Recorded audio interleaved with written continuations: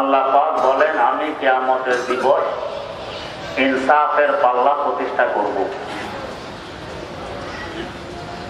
ইনসাফের পাল্লা প্রতিষ্ঠা কেন করবেন?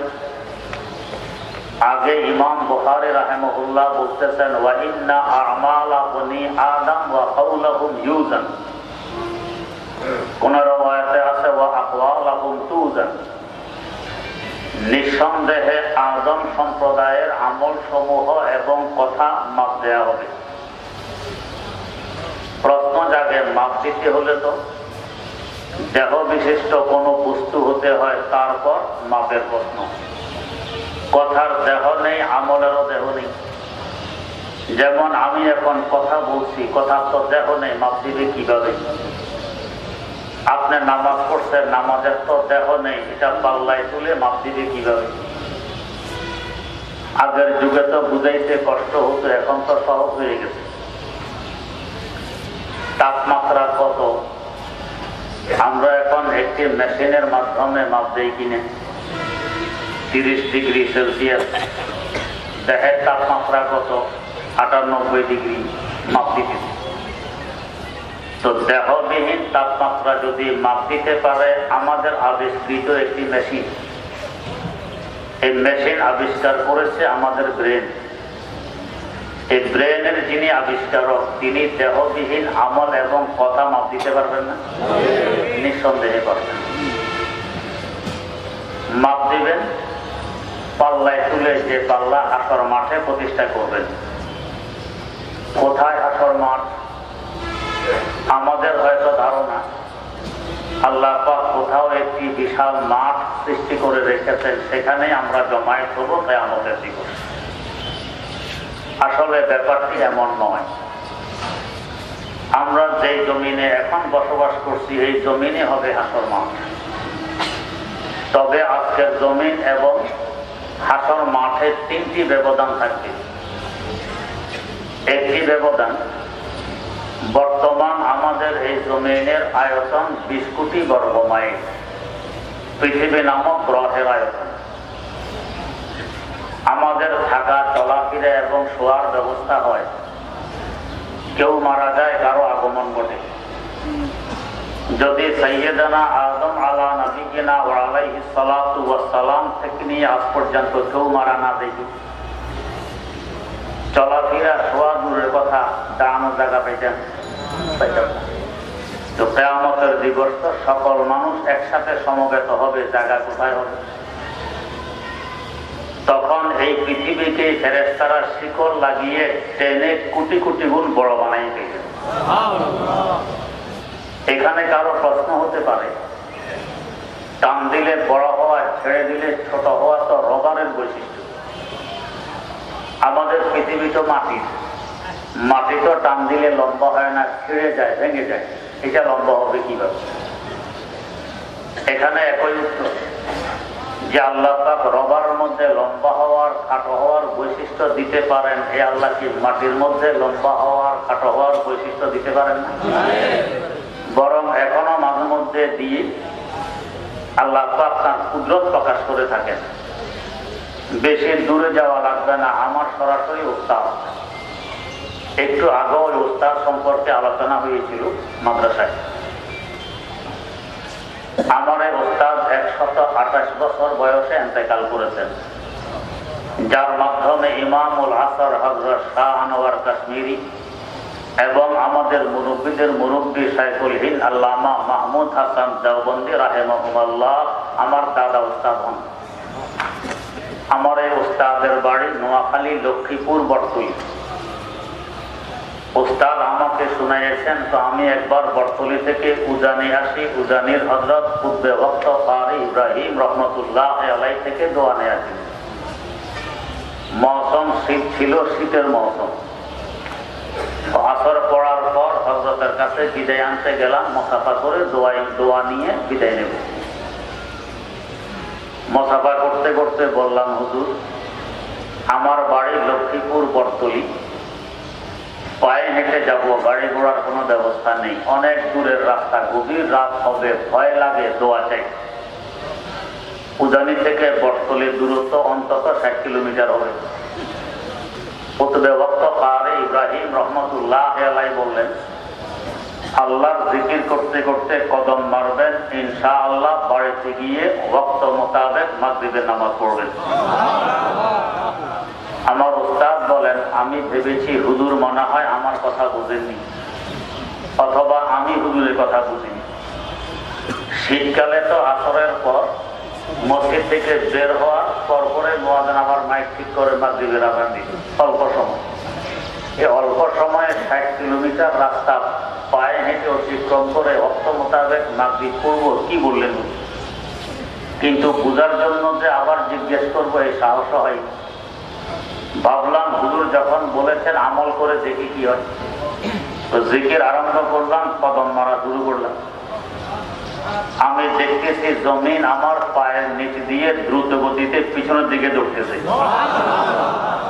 এভাবে জিকির করতে করতে হাঁটতে হাঁটতে এই 60 কিলোমিটার রাস্তা পায়ে হেঁটে অতিক্রম করে ওয়াক্ত মোতাবেক বাড়িতে গিয়ে মাগরিবের নামাজ পড়েছি। একে বলা হয় তাইয়ুল আরদ, জমিন খাটো হওয়ার লম্বা হওয়া। আমাদের বাংলাদেশের দ্বিতীয় বৃহত্তম মাদ্রাসা চিটাগাঙ্গের পটিয়া মাদ্রাসা। এই মাদ্রাসার প্রতিষ্ঠাতা হযরত মুফতি আজিজুল হক রাহিমাহুল্লাহ মাঝে মধ্যে তাহাজ্জুদের পর কোথাও চলে যান, আবার ফিরে এসে মসজিদে ফজরের নামাজ পড়ান। একদিন খাদেমের কৌতূহল হলো, এই সময় হুজুর কোথায় যান দেখি তো। হুজুর রওনা করলেন, খাদেম দূরত্ব বজায় রেখে পিছনে পিছনে হাঁটতেছে, দেখবে হুজুর কোথায় যান, হুজুর যাতে টেন না পান। খাদেম দেখতেছে হুজুর হাঁটতে হাঁটতে সামনে নদী আসে, নদীর পরে একটু দাঁড়াইলে নদী চিপতে চিপতে খিঁচতে খিঁচতে এত চিকন হয়ে যায়, চেক দিয়ে ওই পারে পৌঁছাতে। এভাবে হুজুরও পৌঁছেন, খাদেমও পৌঁছে, পরে আবার নদী আপন অবস্থায় ফিরে আসে। এইভাবে 7 সমুদ্র 13 নদী পাড়ে দিয়ে একটি অগর জঙ্গলে পৌঁছলেন। সেখানে গিয়ে খাদেম দেখতেছে কিছু মানুষ চেয়ারে বসা, একটি চেয়ার খালি। হযরত মুফতি আজিজুল হক রাহিমাহুল্লাহ ওই চেয়ারে আসন গ্রহণ করলেন। কোন ভাষায় কথাবার্তা বললেন খাদেম কিছু বুঝল না। মজলিস শেষ, হুজুর চলে আসলেন। খাদেম ভাবতেছিল চিটাগাং তো এমনি পাহাড় পর্বত আর জঙ্গলে ভরা, আশেপাশে কোনো জঙ্গলে আছে, সূর্য উঠলে বর্ষা হলে আমি পটিয়া চলে যাব। হুজুরের সাথে আর আসলো না। সূর্য উঠেছে, বর্ষা হয়েছে, কিন্তু দিক বেদিক ঘুরতেছে রাস্তা, বুঝতেছে না কোন দিকে পটিয়া। এর মধ্যেই দেখে যে আরেক ব্যক্তিও জঙ্গলায় ঘুরে। খাদেম জিজ্ঞেস করতেছে, ভাই আমি পটিয়া যাব, কোন দিকে পটিয়া? ওই ব্যক্তি জিজ্ঞেস করে, পটিয়া কোথায়? খাদেম বলে, পটিয়া চিটাগাং। ওই চিটাগাং কোথায়? ওই চিটাগাং বাঙ্গালে, ব্রিটিশ আমলের কথা। বাঙ্গাল কোথায়? ও বাঙ্গাল ভারতবর্ষে। ভারতবর্ষ কোথায়? ও ভারতবর্ষ এশিয়া মহাদেশে। ওই লোক বলতেছে, তুমি কি বলতেছো? তুমি তো এখন আফ্রিকার মহাজঙ্গলে ঘুরতেছো, তুমি এশিয়া মহাদেশে পটিয়া যাবে, এসেছো কিভাবে? খাদেম বলল যে আমার হুজুর হযরত মুফতি আজিজুল হক সাহেবের সাথে এসেছি, হুজুর তো চলে গেছেন, আমি তো যাইনি। তো হুজুর ছাড়া তোমাকে আর কেউ নিতে পারবে না, আগামী সপ্তাহে হুজুর আবার এই জঙ্গলে আসবেন, তুমি অপেক্ষা করো, এই ছাড়া তোমার পক্ষে পটিয়া যাওয়া সম্ভব হবে না। খাদেম জঙ্গলের পাতালতা খেয়ে 1 সপ্তাহ অপেক্ষা করলো। ঠিকই 1 সপ্তাহ পর হুজুর আবার সেখানে উপস্থিত হলেন। খাদেম গিয়ে পায়ে পড়ল। হুজুর বললেন, 1 সপ্তাহ যাবৎ তুমি নেই, খোঁজ খবরও নেই, তুমি এখানে কিভাবে? হুজুর, গত সপ্তাহে আপনার পিছিয়ে পিছিয়ে হাঁটতে হাঁটতে আমি এখানে পৌঁছেছি, হুজুর মেহেরবানি করে আমাকে আবার পটিয়া নিয়ে চলুন। হুজুর বললেন, যদি ওয়াদা করতে পারো আমার জীবদ্দশায় ঘটনা কাউকে বলবে না, তাহলে নেওয়া যাবে, না হয় আর নেওয়া সম্ভব হবে না। যে হুজুর ওয়াদা করলাম কাউকে বলবো না। আবার হুজুরের সাথে আফ্রিকার মহা জঙ্গল থেকে পায়ে হেঁটে পটিয়ে এসে ফজর নামাজ পড়াইলেন। হুজুরের ইন্তেকালের পর লাশ ধরে খাদেম কাঁদতেছিল আর বলতেছিল, এই মহামনীষীকে তোমরা চিনোনি, আমি চিনি। তো কোথায় পটিয়া, কোথায় আফ্রিকার মহাজঙ্গল, সেখানে তাহাজ্জুদের পর পায়ে হেঁটে গিয়ে মজলিস করে আবার পায়ে হেঁটে এসে ফজরের নামাজ পড়ান, কি করে সম্ভব? জমিন খাটো হয় আর লম্বা হয়। তা আমার আল্লাহ এখনো মতো এই মাটির জমিনকে লম্বা আর খাটো করে দেখাইতে পারেন, হাসর মাঠে পারবেন না। তো এক ব্যবধান হবে, এখন জমিন 20 কোটি বর্গ মাইল আয়তনের, তখন এর থেকে কোটি কোটি গুণ বড় হয়ে যাবে। 2 নম্বর ব্যবধান, এখন জমিন হলো মাটি আর পানির, তখন হবে শুধু তামার। 3 নম্বর ব্যবধান, এখন জমিন উঁচু নিচু, কোথাও 29,028 ফিট উঁচু হিমালয় পর্বত, আবার কোথাও 9 কিলোমিটার গভীর আটলান্টিক মহাসাগরের তলা। হাসর মাঠে একেবারে সব হয়ে যাবে সমান, উঁচু নিচু থাকবে না। হাসর মাঠ সমান হবে কথায় একটি ঘটনা মনে পড়ে। একজন বুজুর্গ হাসর মাঠ সম্পর্কে বয়ান করতেছিলেন যে হাসর মাঠে এমন প্রচন্ড গরম হবে, গরমে মানুষের ঘাম বের হতে হতে কারো পায়ের টাকনু ঘামের ভিতরে ডুবে যাবে, কারো হাঁটু ডুবে যাবে, কারো কোমর, কারো গলা পর্যন্ত। এইটুকু বয়ান করার পর একজন ইহুদি দাঁড়াই বলছে, হুজুর আমার একটি প্রশ্ন। কি প্রশ্ন? হাসর মাঠ কি সমান হবে নাকি উঁচু নিচু থাকবে? হুজুর বললেন একেবারে নখের পিঠের ন্যায় সমান থাকবে। আচ্ছা, হাসর মাঠে যে মানুষগুলো সমাবেত হবে এরা কি সব এক সমান হবে না কেউ লম্বা হবে কেউ খাটো হবে? হুজুর বললেন সকল মানুষ এক সমান হবে। তো তাহলে এই ধরনের গাঁজা করে হওয়া ভবিষ্যতে আর কোনোদিন করবেন না। কেন? মাঠ সমান, মানুষ সমান, ঘামের মধ্যে ব্যবধান, এটা কি যুক্তির কথা? যদি মাঠ উঁচু নিচু হইতো, যে নিচু জায়গায় দাঁড়িয়ে আছে তার হয়তো গলা পর্যন্ত ঘাম হবে, যে উঁচু জায়গায় আছে তার হয়তো পায়ের টাকনু ডুববে। অথবা মানুষ যদি কেউ খাটো কেউ লম্বা হতো, তো লম্বা মানুষের টাকনু কিংবা হাঁটু পর্যন্ত ঘাম, আর খাটো মানুষের গলা পর্যন্ত হবে। যুক্তির কথা। উত্তর চাই। হুজুর বললেন যদি উত্তর চাও তোমার গায়ের জামাটি খুলে আমাকে দাও। ইহুদি জামা খুলে হুজুরের সামনে রাখিল। হুজুর ইহুদির জামাকে দলা করে উপরে নিজের রুমাল পেঁচাইয়ে একজন মুরিদকে বললেন, যাও তো এই কাপড়গুলো আগুনের চুলায় দিয়ে আসো। মুরিদ কাপড় নিয়ে রওনা করছে আগুনের চুলায় দিকে, সোজা গিয়ে আগুনের ভিতরে ঢেলে দিকে। আল্লাহ পাক বাঁচাইছেন, আমাদের মতো বাঙালি মার্কা মুরিদ ছিল না। এমন মুরিদ হলে আদা পথে গেলে বলতাম, হুজুরের বরকত নয় রুমাল আগুনে দিব কেন, আমি নিজে নিয়ে নেই বরকত হবে। হুজুর কি আর জানবে আমি যে রুমাল নিয়ে নিচ্ছি। আগুনে দিয়ে আসলে হুজুর ওয়াজ করতেছে। একটু পর ইহুদি আবার দাঁড়ায় বলছে, হুজুর আমার জামাও দিলেন না, প্রশ্নের উত্তরও দিলেন না। হুজুর আবার মুরিদকে ডেকে বললেন, যাও তো চুলার ভিতর থেকে কাপড়গুলো বের করে নিয়ে আসবে। আমাদের মতো বাঙালি মার্কা মুরিদ হলে বলতাম, হুজুর নিজ হাতে জ্বলন্ত আগুনে রেখে আসলাম, কবে ছাই হয়ে গেছে, খামাখা যাওয়া আসায় তো সার হবে, লাভটা কি? এর থেকে ভালো হবে বসে বসে আপনার ওয়াজ শুনি। কিন্তু যেমন পীর তেমন মুরিদ। হুজুর বলছেন নিয়ে আসো, মুরিদ গেছে নিয়ে আসছে। তাই বুজুর্গানে দিন বলেন, বোমায় সাজ্জাদা রঙ্গি কুম আগার পীরে মগা গুয়ার, বোমায় সাজ্জাদা রঙ্গি কুম আগার পীরে মগা গুয়ার, কে সালেক বে হুনর নবুয়ত দে রুসমো রাহে মুনজিলহা, কে সালেক বে হুনর নবুয়ত দে রুসমো রাহে মুনজিলহা। মুরিদ গিয়ে লোহার শিক দিয়ে গুদা মেরে দেখে পোটলাটা শিকের মাথায় দেখে টেনে বের করে নিয়ে আসতে হুজুরের সামনে রাখে। হুজুর ইহুদিকে দেখে বললেন, পোটলাটা খোলো তো। উপরে তো হুজুরের রুমাল, ভিতরে ইহুদির জামা। পোটলা খুলে দেখে ভিতরে ইহুদির জামা নেই, জামার পরিবর্তে সাইজ একটা, আর উপরে হুজুরের রুমালে আগুনের দাগও লাগে। হুজুর এবার প্রশ্ন করলেন, ভিতরে তোমার জামা, উপরে আমার রুমাল, যুক্তির দাবি আগে আমার রুমাল জ্বলবে তারপর তোমার জামা জ্বলবে। ভিতরের জামা জ্বলে কষ্ট হয়ে গেল, উপরে আমার রুমালে আগুনের দাগ পর্যন্ত লাগলো না, উত্তরটা একটু তুমি দাও। ইহুদি বলছে, হুজুর বুঝে আসছে, আপনি হক, আপনার দিন হক, আপনাদের নবী হক, আপনাদের কিতাব হক। হক বুঝে আসলে মেনে নেয় বুদ্ধির পরিচয়। তাই আমিও সেই হক মেনে নিলাম, লা ইলাহা ইল্লাল্লাহু মুহাম্মাদুর রাসূলুল্লাহ। হাসর মাঠ হবে এই পৃথিবীর 3টি দেবতা। ইনসাফের পাল্লার প্রতিষ্ঠা করবেন মাঠের কোন মাথায়? বিচারালয়ের সামনে। কোথায় বিচারালয়?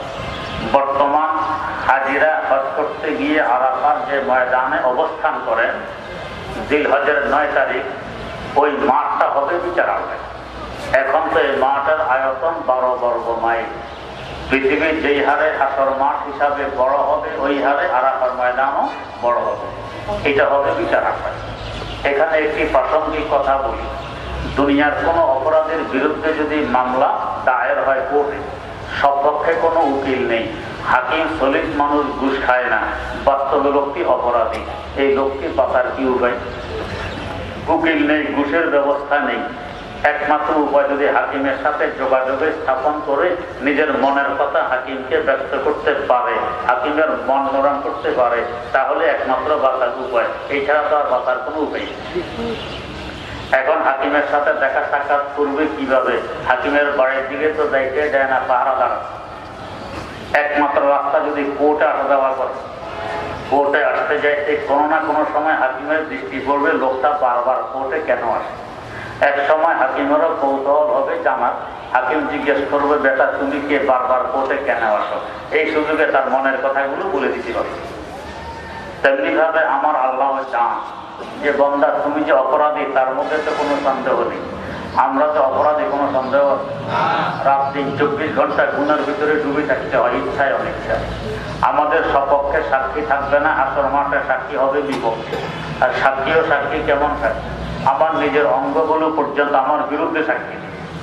আল্লাহ পাক সূরা ইয়াসিনের মধ্যে বলতেছেন, আল ইয়াউমা নাখতিমু আলা আফওয়াহিহিম ওয়া তুকাল্লিমুনা আইদিহিম ওয়া তাশহাদু আরজুলুহুম বিমা কানু ইয়াকসিবুন। আমার হাত, আমার পা সবকিছু সাক্ষী দিয়ে দিবে আমার বিরুদ্ধে। অবস্থা কি হবে? ঘুষের কোনো প্রশ্ন সেখানে আসে না। হাকিম সলিম, আহকামুল হাকিমিন আল্লাহ রাব্বুল আলামিন। বাঁচার উপায়।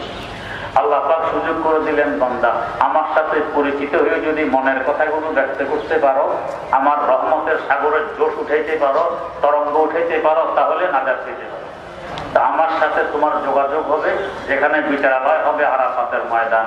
চলো আরাফাতের ময়দানে এসে যাও। আল্লাহ রাব্বুল আলামিন যাদেরকে পছন্দ করেন, ক্ষমা করতে চান, তাদেরকে যেন ডেকে ডেকে আরাফার ময়দানে নিয়ে যান হজের মৌসুম। সেখানে গিয়ে নিজের মন ভরে কান্নাকাটি করে আল্লাহ পাকের সাথে যোগাযোগে স্থাপন করে যেন মাফির সনদ নিয়ে আসে। আল্লাহ পাক যাদেরকে ক্ষমা করবেন তাদেরকে ডেকে ওই মাঠে নিয়ে যান। ওই মাঠের সামনে ইনসাফের পাল্লা প্রতিষ্ঠা হবে। পাল্লাকে আরবিতে বলে মিজান। আল্লাহ পাক আজকের পঠিত আয়াতে বলতেছেন মাওয়াজিন, মিজানের বহু হবে। এখন প্রশ্ন, মিজান কি একটি হবে না একাধিক হবে? কোন কোন মত অনুসারে একাধিক মিজান হবে, একাধিক পাল্লা হবে। যেমন আমরা রড মাপার জন্য একরকম পাল্লা ব্যবহার করি, ধান চাল মাপার জন্য আরেক রকম, স্বর্ণ মাপার জন্য আরেক রকম। স্বর্ণের পাল্লা রড মাপা যায় না, আর রডের পাল্লায় স্বর্ণ মাপা যায় না। তেমনি ভাবে আসর মাঠ নামাজের জন্য একরকম পাল্লা, রোজার জন্য আরেক রকম, যাকাতের জন্য আরেক রকম, এমন হতে পারে। কিন্তু শতসিদ্ধ কথা, পাল্লা হবে একটি, একাধিক হবে না। তো তাহলে আল্লাহ পাক মাওয়াজিন বহু বচন কেন বলেছেন? বহু বচন বলার কারণ হইল, হযরত হাফেজ ইবনে হাজার আসকালানী রাহমাতুল্লাহ আলাইহি ফাতহুল বারীতে লেখেন, পাল্লা একটি তো ঠিক, কিন্তু এত বড় এত বড় এত বড় হবে, 7 তবক জমিন ও আসমান যদি পাল্লা একটি টুকরিতে তুলে দেওয়া হয়, টুকরির ভিতরে ডুবে যাবে। টুকরি আরো বড়। চিন্তা করুন পাল্লাটি কত বড়। এই বড় বোঝানোর জন্য আল্লাহ পাক মাওয়াজিন তথা বহু বচন ব্যবহার করেছেন। মাপ দেওয়ার জন্য পাল্লাটি ধরবেন কে? হযরতে জিবরাইল আমিন আলাইহিস সালাম। আগের যুগে ধান চাল মাপার জন্য জলচকিতে বসে হাঁটুর মধ্যে কনুই গেড়ে তারপরে ধান চাল মাপা হয়। কিছুক্ষণ মাপার পরে বলতো, ভাই আমার দ্বারা আর সম্ভব না, আরেকজন বসে তার শক্তি জবাব দিয়ে। কিন্তু হযরত জিবরাইল আমিন আলাইহিস সালাম কোটি কোটি মানুষের আমল এবং কথা মাপ দিবেন একা, ওনার শক্তি জবাব দিবে না। যেমন শক্তিশালী ফেরেশতা, চিন্তা করুন। তার শক্তি বোঝার জন্য একটি দৃষ্টান্ত দিচ্ছি। বর্তমান বিশ্বে একটি সাগর আছে ব্যতিক্রমধর্মী, যে সাগরকে ইংরেজিতে বলা হয় ডেড সি, আরবিতে বলে আল বাহরুল মাইয়িত, বাংলায় বলে মরু সাগর কিংবা মৃত সাগর। সাগরটি জর্ডানে অবস্থিত। এই সাগরটি লম্বা হইল 81 কিলোমিটার, চৌড়া 18 থেকে 21 কিলোমিটার। এই সাগরটি কিভাবে উৎপত্তি হয়েছে? এর ইতিহাসে আছে যে সাইয়েদানা হযরত লূত আলা নাবিয়িনা ওয়া আলাইহিস সালাতু ওয়াস সালামের সম্প্রদায় এই এলাকায় বসবাস করত। এক সময় ছিল পৃথিবীর উঁচুতম জায়গা, সাগর ছিল না। কিন্তু এই সম্প্রদায় একটি মারাত্মকতম ঘৃণিত গুনাহ আবিষ্কার করে। এর আগে জমিনে এই গুনাহ সংঘটিত হয়নি। এই গুনাহকে আরবিতে বলে লাওয়াতাত, বাংলায় বলে সমকামিতা। আল্লাহর পয়গম্বর এদেরকে জীবন দিয়ে বুঝে গিয়ে এরা বুঝলো না, উল্টা নবীর শত্রু হয়ে দাঁড়ায়। আল্লাহ পাকের গজব শুরু হইল, প্রথমে পাথরের বৃষ্টি বর্ষণ হইল। এরপরও গজব থামলো না। হযরত জিবরিল আমিনকে পাঠিয়ে দিলেন। তিনি এসে তার পাকা মেরে তাদের পুরা বস্তি, এই 81 কিলোমিটার লম্বা, 21 কিলোমিটার চৌড়া, এই পুরা বস্তি মাটি, গাছ গাছালি, গরু, ছাগল, হাতি, বাঘ, ভাল্লুক, মানুষ সব সহ আকাশ পর্যন্ত উপরে তুলে নিয়ে উল্টা করে জোরে সোরে নিচের দিকে ধাক্কা মারলেন।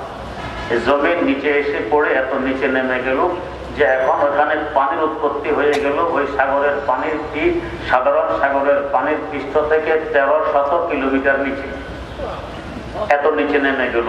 আল্লাহ পাক কোরআনে কারিমে বলতেছেন, জাআলনা আলিয়াহা সাফিলাহা, জমিনের উঁচুতম জায়গাকে আমি নিচুতম জায়গায় পরিণত করে দিলাম। গুনাহটি যেমন নিচু, ওই গুনাহ আবিষ্কারকদের বস্তিটা হয়ে গেছে তেমন নিচু। এই সাগরের আরো কয়েকটি বৈশিষ্ট্য আছে। একটি বৈশিষ্ট্য তো হইল যে অন্যান্য সাগরের পানির পৃষ্ঠ থেকে এই সাগরের পানির পৃষ্ঠ 1300 কিলোমিটার নিচে, 1300 ফিট নিচে। 2 নম্বর বৈশিষ্ট্য, সাগরের সাথে অন্য কোনো সাগরের সম্পর্ক নেই। 3 নম্বর বৈশিষ্ট্য, সাধারণ সাগরের পানিতে লবণের মাত্রা থাকে বেশির থেকে বেশি 6%, আর এই সাগরের লবণের মাত্রা 26%। 4 নম্বর বৈশিষ্ট্য, সাগরের পানি দেখতে দেখা যায় পরিষ্কার স্বচ্ছ। আপনি গোসল করতে নামবেন, উঠার পরে দেখবেন এক জাতীয় রাসায়নিক বস্তু আপনার দেহে চিনতে ধরবে, সাবান শ্যাম্পু দিয়ে পরিষ্কার করাও কঠিন হয়। 5 নম্বর বৈশিষ্ট্য, সাগরে কোনো প্রাণী আজ পর্যন্ত পাওয়া যায়নি। এমনকি কোথাও থেকে কোনো মাছ ধরে এসে এনে সাগরে ছেড়ে দিলে তৎক্ষণাৎ মারা যায়। 6 নম্বর বৈশিষ্ট্য, বিভিন্ন সাগরের তলায় বিভিন্ন উদ্ভিদ দেখা যায়। এই সাগরের তলায় আজ পর্যন্ত কোনো উদ্ভিদ দেখা যায়। তার মানে এখনো গজবের আসরার প্রভাব সেখানে আছে, কোনো প্রাণী এখনো জিন্দা থাকে না। যাই হোক, বলতেছিলাম হযরত জিবরিল আমিন আলাইহিস সালামের শক্তি কি পরিমাণ। যে বিশাল একটি বস্তিকে উপরে তুলে ধাক্কা মারলেন, 1300 ফিট নিচে নেমে গেল। কেমন শক্তি চিন্তা করুন। এত শক্তি একজন মাখলুককে যে আল্লাহ দিতে পারেন, এই আল্লাহর শক্তি কেমন চিন্তা করুন। উনি একা এই সকলের আমল আর কথাগুলো মাপ দিয়ে দিবেন। এখানে আরেকটি প্রশ্ন দাঁড়ায় যে কোটি কোটি মানুষের কোটি কোটি কথা, কোটি কোটি আমল মাপ দিতে গেলেও তো কোটি কোটি বছরের দরকার। অথচ হাসর সময় তো হবে মাত্র 50,000 বছর। এই 50,000 বছরে তো এত মানুষের আমল মাপ দেওয়া সম্ভব হবে না। আমাদের যুক্তি এখানে অচল, এত সময় লাগবে না। একটা কারণ তো হইল সকল মানুষের আমল মাপ দিতে হবে না। মাপ দেয়া না দেওয়ার ব্যাপারে হাসর মাঠের মানুষগুলো হবে 3 প্রকার। এক প্রকার মানুষ হবে যাদের কোনো গুনাহ নেই, এরা হযরতে আম্বিয়ায়ে কেরাম আলাইহিমুস সালাতু ওয়াস সালাম। আমাদের আহলুস সুন্নাত ওয়াল জামাতের আকীদার বিশ্বাস সকল নবী মাসুম, তাদের কোনো গুনাহ নেই, তারা নিষ্পাপ। যেহেতু গুনাহ নেই, আমল মাপ দেওয়ার প্রয়োজন নেই। তাদের সাথে আরেক গ্রুপ হবে যারা মাহফুজ, মাসুম নয় তবে মাহফুজ, সংরক্ষিত। এরা হযরতে সাহাবায়ে কেরাম রাদিয়াল্লাহু তাআলা আনহু। আরেক গ্রুপ হবে আল্লাহর এমন মনোনীত বান্দা যারা মওতের আগে তওবা করে সকল গুনাহ আল্লাহ পাকের কাছ থেকে মাফ করাই নিতে পারছে। তওবা কার নাম? আমরা তো মনে করি গুনাহ করার পরে আল্লাহ তওবা করেন, এটার নাম তওবা নয়। তওবা কবুল হতে হলে 5টি শর্ত আছে। 1 নম্বর শর্ত যে তৎক্ষণাৎ ওই গুনাহ ছেড়ে দিতে হবে। 2 নম্বর শর্ত, যদি আমার অপরাধটা আল্লাহ সম্পর্কীয় হয়, যেমন নামাজ পড়িনি, রোজা রাখিনি, তাহলে এগুলোর কাজা করতে হবে। আর যদি বান্দা সম্পর্কীয় হয়, তার হক মেরে দিয়েছি, তার হকগুলো আদায় করে দিতে হবে। তো 2 নম্বর শর্ত হক আদায় করা, চাই আল্লাহর হোক চাই বান্দার হোক। বর্তমানে একটি সম্প্রদায় আছে, তারা তাদেরকে আহলে হাদিস বলে পরিচয় দেন। তারা বলেন যে নতুন কোনো নামাজ না পড়লে তো কাজা লাগবে, পুরাতন নামাজের কাজা লাগবে না। কেমন গাঁজাখুরি কথা একটু চিন্তা করেন। আপনার থেকে আমি 1 লক্ষ টাকা ঋণ নিয়েছি নতুন, তো এটা তো পরিশোধ করা লাগবে। অনেক বছর আগে ঋণ পুরাতন হয়ে গেছে, এটা পরিশোধ লাগবে না, এমনি পরিশোধ হয়ে যাবে। এই কথা দুনিয়ার কে মানবে বলেন? তো আল্লাহর হক যদি কেউ মেরে দেয়, নামাজ না পড়ে, নতুন নামাজ না পড়লে কাদা লাগবে, পুরাতনটা কাদা লাগবে। অথচ এটা তো অপরাধ আরো বেশি, পুরাতন হইতে দিলাম কেন? যেমন হযরত জুনায়েদ বাগদাদী রাহমাতুল্লাহ আলাইহি জিজ্ঞেস করা হয়েছিল, জনাব নেসাব কি পরিমাণ যাকাত দিতে একটু বলে দেন। হযরত বললেন কি শরীয়তের নেসাব বলবো না হাকিকতের নেসাব বলবো? হুজুর বুঝলাম না, তো দুইটাই বলে দেন। হুজুর বললেন শরীয়তের নেসাব তো হইল 40 ভাগের 1 ভাগ যাকাত দিতে হয়, আর হাকিকতের নেসাব হলো পুরো সম্পদ আল্লাহর রাস্তায় দান করে দিতে হয়। ওই কেন ও যাকাত ফরজ হয় পরিমাণ সম্পদ তোমার কাছে কেন জমা হয়েছে, রেখে দিয়েছে কেন? এই অপরাধের সকল সম্পদ দান করে দেওয়া হলো হাকিকতের নেসাব। তো এখন এতদিন পর্যন্ত নামাজ কেন পড়লাম না, কাজা কেন করলাম না, পুরাতন কাজা, তো অপরাধটা আরো বড় নয়? কিন্তু এরপরও বলে এটার কাজা লাগবে না, নতুন নামাজ না করে এটার কাজা লাগবে। এদের নাম হলো আহলে হাদিস হিসাবে এরা পরিচয় দেয়। যাই হোক, আল্লাহর হক হলে তাও আদায় লাগবে, বন্দার হক হলো তাও আদায় লাগবে। তওবা কবুলের দ্বিতীয় শর্ত। 3 নম্বর শর্ত হইল আন্তরিকভাবে লজ্জিত হতে হবে, অনুতপ্ত হতে হবে। 4 নম্বর শর্ত সামনে ভবিষ্যতে গুনাহ না করার দৃঢ় প্রতিজ্ঞাবদ্ধ হতে হবে। এই নয় যে এখন তওবা করি আগামীতে আবার গুনাহ করব, তাহলে এই তওবা কবুল হবে না। 5 নম্বর শর্ত আল্লাহ পাকের কাছে ক্ষমা চাইতে হবে। এই 5টি শর্ত পাওয়া গেলে এটাকে বলে তওবা, এটা কবুল হয়। এমন তওবা যদি করে রাসূল আকরাম সাল্লাল্লাহু আলাইহি ওয়াসাল্লাম বলেন, আত-তাইবু মিনাজ যামবি কামান লা যামবা লাহু, যে তওবা, যে গুনাহ থেকে তওবা করে সে যেন গুনাহই করে। যাই হোক, এই যারা তওবা করাই যেতে পারছে, তওবা করে গুনাহ মাফ করাই যেতে পারছে, তাদের গুনাহ নেই। এই 3 প্রকারের মানুষ বিনা হিসাবে জান্নাতে চলে যাবে। আল্লাহ রাব্বুল আলামিন আমাদের সকলকে 3 প্রকারের অন্তর্ভুক্ত করুন। আর একটা সম্প্রদায় হবে যাদের ঈমান নেই। ঈমান যখন নেই তাদের কোনো নেকামল হাসর মাঠে কোনো ভ্যালু থাকবে না। তাই এদেরও মাপ দেওয়ার দরকার নেই, বিনা মাপে জাহান্নামে চলে যাবে। আল্লাহ পাক আমাদেরকে হেফাজত করুন। 3 নম্বর সম্প্রদায় ঈমানও আছে, নেকিও আছে, বদিও আছে, তো এদের আমল মাপ দিতে হবে। তাইলে 2/3 চলে গেল, মাপ ছাড়া অনেক তো সহজ হয়ে গেছে। এরপরও প্রশ্ন থাকে যে গ্রুপের আমল মাপ দিতে হবে, এরাও তো কোটি কোটি হবে, অনেক সময় দরকার। আগের যুগে তো বুঝাইতে কষ্ট হতো, এখন তো সহজ হয়ে গেছে। আগের যুগের মানুষ গণনা করতো ঘন্টা ঘন্টা করে, 1 ঘন্টা, 2 ঘন্টা, 3 ঘন্টা, 4 ঘন্টা, 5 ঘন্টা, এ হয়েছে 20 উপরে গণনাটা কম মানুষই জানার দরকার হইত। এরপরও আগের যুগের দাদি আর নানিরা এই 20 পর্যন্ত বলতে অন্তত আধা ঘন্টা লাগে। সুপারি গণায় বাজারে নাতির কাছে দিয়ে বিক্রি করতে, আধা ঘন্টা পর্যন্ত গনছে। এরপরও সন্দেহ ঠিক হইল কিনা, নাতিকে দেখে বলে, ভাই দেখো তো গণা ঠিক হয়েছে কিনা। নাতি তো বড় চালাক, আসলে ঠিক হয়েছে, বরং 2টা বেশি। ওই দাদি 2টা কম, দাদি আরো 2টা দেয়, এখন 4টা বেশি হয়ে গেল, বাজারে নিয়ে বিক্রি করে বুট খায়। দাদির তো খবর নেই। তো এই 1-20 গনতে আধা ঘন্টা লাগাই। ওই দাদিকে যদি বলা হয়তো, দাদি 1-20 গনতে তুমি আধা ঘন্টা লাগাইছ, 1 কোটি গনতে আধা ঘন্টা লাগবে না, দাদির জীবনে বিশ্বাস করতো না। কিন্তু এখন যারা ব্যাংকে গেছেন, টাকার বান্ডেল মেশিনে ঢুকে দিলে সরকার করে 1 কোটি টাকা গনে দিবে, আধা ঘন্টা লাগবে না। তো যেই যুগে এটা কল্পনার বাইরে ছিল, এখন বাস্তবে পরিণত হয়ে গেছে। এই মেশিন আবিষ্কার করেছে তো আমাদের ব্রেন যদি এমন মেশিন আবিষ্কার করতে পারে যে এক যুগে 1 কোটি টাকা গনতে কয়েক মাসের দরকার ছিল, এখন কয়েক মিনিটে সম্ভব। এই ব্রেনের আবিষ্কারক যে আল্লাহ, তিনি 1 কোটি কোটি মানুষের আমলার কথা অল্প সময়ে মাপ দিয়ে শেষ করতে পারবেন না? অল্প সময় মাপ হয়ে যাবে। কোন কিতাবে পাইনি, তবে বাংলার গৌরব নোয়াখালীর আল্লামা নুরুল্লাহ রহমতুল্লাহ আলাইহি, দারুল উলুম দেওবন্দের একমাত্র ওস্তাদ ছিলেন বাংলাদেশ। তিনি বলতেন যে অনুমানিক সকাল 8টার দিকে হিসাব নিকাশ শুরু হবে, 11টার আগে আগে হিসাব নিকাশ শেষ হয়ে যাবে। যাই হোক, যাদের আমল মাপ দেওয়া হবে এরা আবার 3 ভাগে বিভক্ত হবে। 1 ভাগ হবে এদের নেকি বেশি বদি কম। নেকি বেশি হওয়ার কারণে বেশির বরকতে এদের বদিগুলোকে আল্লাহ পাক নেকি দিয়ে পরিবর্তন করে এদেরকে জান্নাত দিয়ে দিবেন। এখানে আবার বুঝার বিষয়, বদিকে নেকি দিয়ে কেন পরিবর্তন করবেন? এর মূল রহস্য হলো ইন্নাল্লাহা জামিলুন ওয়া ইউহিব্বুল জামাল, আমার আল্লাহ সুন্দর পছন্দ করেন সুন্দরকে। পরীক্ষার খাতায় যদি কাটাকুটা থাকে তো এক্সামিনার নম্বর কম নেয়। তাই যারা ভালো ছাত্র চেষ্টা করে পরীক্ষার খাতায় যাতে কোন রকম কাটাকুটা না থাকে। তো আমার আমল নামা যদি যদি বদিগুলোকে কেটে দেওয়া হয় দেখতে তো অসুন্দর দেখা। এখন যদি মিটে দেওয়া হয় সাদা কালি দিয়ে, এটা তো দেখতে খারাপ, কিছু জায়গায় লেখা আছে কিছু জায়গায় খালি, এটা তো বেশ সুন্দর দেখা যায় না। আমার আল্লাহ কাটবেন না, মিটাবেন না, বরং ওই গুণাগুলোকে নেকি দিয়ে পরিবর্তন করে সুন্দর আমলনামা সহকারে জান্নাত দিয়ে। আরেক গুরু বেদের বদি বেশি নেকি কম। বদি বেশি হওয়ার কারণে এই বদি পরিমাণ শাস্তি ভোগ করার জন্য তাদেরকে আগে জাহান্নামে যেতে হবে, শাস্তি শেষ হলে তারা আবার জান্নাতে আসবে। কিভাবে আসবে? বুখারী শরীফ ঈমান অধ্যায়ে উল্লেখ আছে, এদেরকে জাহান্নাম থেকে বের করে একটি নদীতে ফেলে দেওয়া হবে। নদীর নাম হলো নহরুল হায়াত কিংবা নহরে হায়াত। এরা জাহান্নাম থেকে বের হওয়ার কারণে, জাহান্নামে থাকার কারণে কালো কুস্তি বৃষ্টি হয়ে যাবে, দুর্গন্ধময় হয়ে যাবে। এই নহরে হায়াত নামক নদীর এক পুল দিয়ে ডুব দিবে, আরেক পুলে গিয়ে বেশি উঠবে। ডুব দেওয়ার সময় তো কুস্তি বৃষ্টি দুর্গন্ধময়, বেশি উঠার সময় কেমন হবে?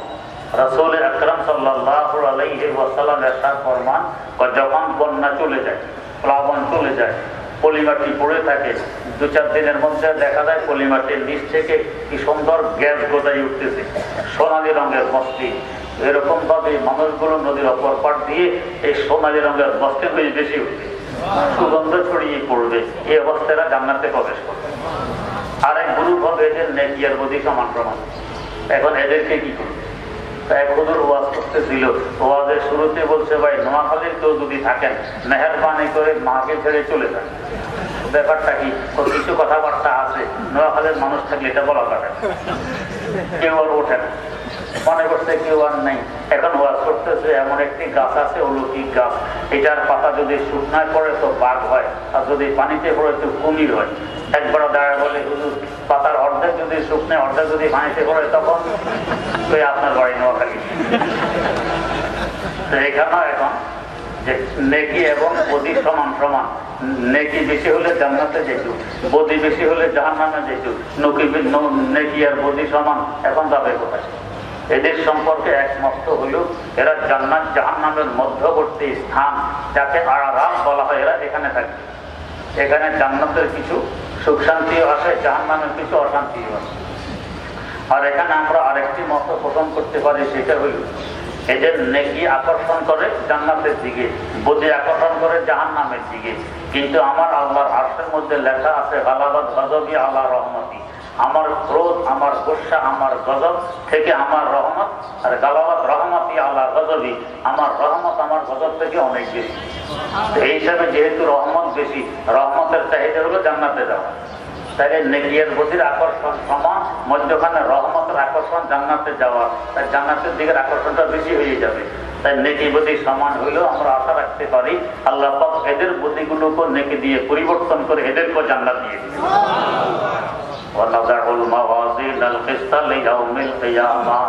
কথা তো অনেক লম্বা, রাত অনেক হয়ে গেছে। যাই হোক, শেষে হাদিস হযরতে আবু হুরায়রা রাদিয়াল্লাহু তাআলা আনহু বর্ণনা করেন 2টি বাক্য। এই 2টি বাক্য আমার আল্লাহর কাছে বড় মাহবুব, বড় পছন্দনীয়। কি অর্থ? এই বাক্যগুলো অনুযায়ী যারা আমল করবে, বাক্যগুলো ওজিফা যারা পাঠ করবে, ওই মানুষগুলো হবে আমার আল্লাহর কাছে পছন্দনীয়, আমার আল্লাহর মাহবুব, আমার আল্লাহর প্রিয়। বাক্যগুলো উচ্চারণের বড় সহজ। খাফীফাতান আলাল লিসান, তবে সাকিলাতান ফিল মিজান। আল্লাহ পাক ইনসাফের যে পাল্লা প্রতিষ্ঠা করবেন হাসর মাঠে, ওই পাল্লার মধ্যে বাক্যগুলোর ওজন হবে অনেক বেশি। বাক্য সহজ, ওজন বেশি হওয়ার কারণ কি? বেশি হওয়ার এক কারণ তো হলো, একটি বাক্য হলো সুবহানাল্লাহ, আর একটি হলো বিহামদি। আমার আল্লাহ 2 প্রকার গুণে গুণান্বিত। কিছু গুণকে বলে ইজাবি, কিছু গুণকে বলে সলবি। ইজাবি গুণ যেগুলো আল্লাহর মধ্যে পাওয়া যায়, সলবি গুণ যেগুলো না পাওয়া যায়। যেমন আমাদের মধ্যে কিছু গুণ আছে পাওয়া যায়, যেমন একজন জ্ঞানী, জ্ঞান তার মধ্যে আছে। কিছু গুণ আছে না পাওয়া যাওয়া হলো গুণ, যেমন মিথ্যা, মিথ্যা কথা না পাওয়া যাওয়ার গুণ। তা আমার আল্লাহরও কিছু গুণ আছে তার মধ্যে পাওয়া যায়। যেমন আমার আল্লাহ সর্বশক্তিমান, আমার আল্লাহ দয়াবান, এগুলো পাওয়া যায়। আমার আল্লাহ জালেম নন, আমার আল্লাহ মিথ্যা কথা বলেন না, এগুলো না পাওয়া যাওয়ার গুণ। পাওয়া যাওয়ার গুণগুলো বোঝায় বিহামদিহি দ্বারা, আর না পাওয়া যাওয়ার গুণগুলো বোঝায় সুবহানাল্লাহ দ্বারা। তার মানে সমস্ত গুণ গুণে গুণান্বিত বোঝায় এই দুইটি শব্দ সুবহানাল্লাহি ওয়া বিহামদিহি, তাই এটার ওজন অনেক বেশি। তেমনি ভাবে আমরা যে লা ইলাহা ইল্লাল্লাহ পড়ি, লা ইলাহা বোঝায় সুবহানাল্লাহ দ্বারা, ইল্লাল্লাহ বোঝায় বিহামদিহি দ্বারা। তার মানে পুরা দ্বীন ইসলামের সার সংক্ষেপ হলো এই দুইটি বাক্য সুবহানাল্লাহি ওয়া বিহামদিহি।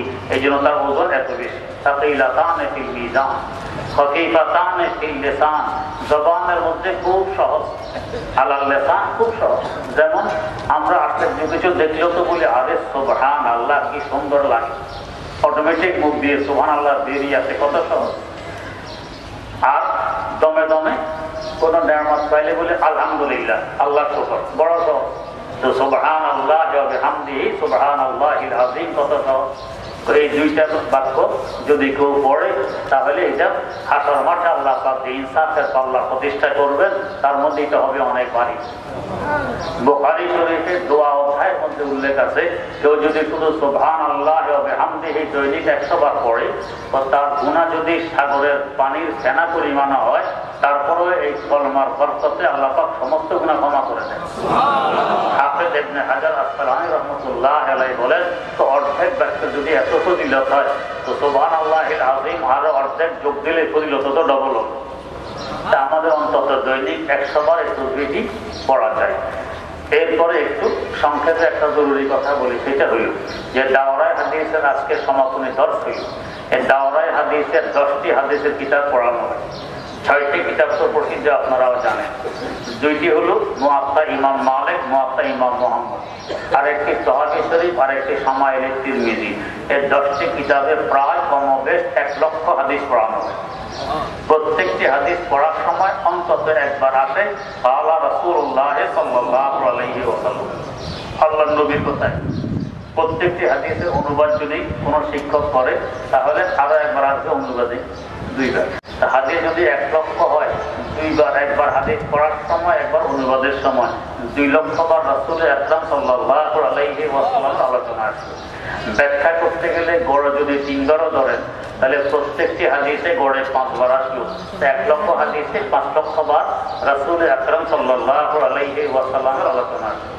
প্রত্যেকবার তার নাম আসলে ছাত্র শিক্ষক সকলে বাধ্যতামূলক করে সাল্লাল্লাহু আলাইহি ওয়াসাল্লাম। তার মানে প্রত্যেকটা শিক্ষক, প্রত্যেকটা ছাত্রী 5 লক্ষ বার এখানে সাল্লাল্লাহু আলাইহি ওয়াসাল্লাম পড়েছে, আল্লাহর নবীর উপরে দুরূদ। হাদিস শরীফে আছে মান সাল্লাল্লাহু আলাইহি মাররাতান সাল্লাল্লাহু আলাইহি আশরা মাররা, আল্লাহর যে বান্দা আমার উপর একবার দুরূদ শরীফ পড়বে, আল্লাহ পাক তার জন্য 10টি রহমত পাঠাবেন।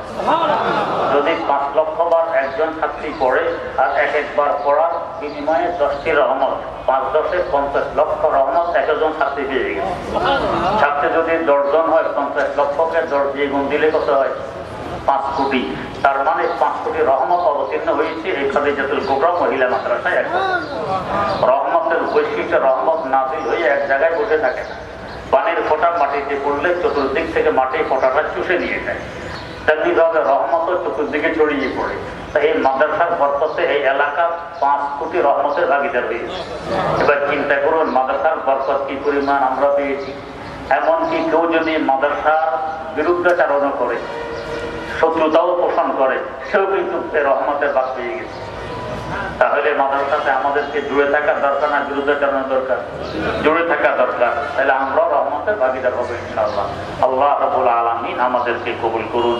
সুবহানাল্লাহি ওয়া বিহামদিহি, সুবহানাকাল্লাহুম্মা ওয়া বিহামদিক, আশহাদু আল্লা ইলাহা ইল্লা আনতা, আস্তাগফিরুকা ওয়া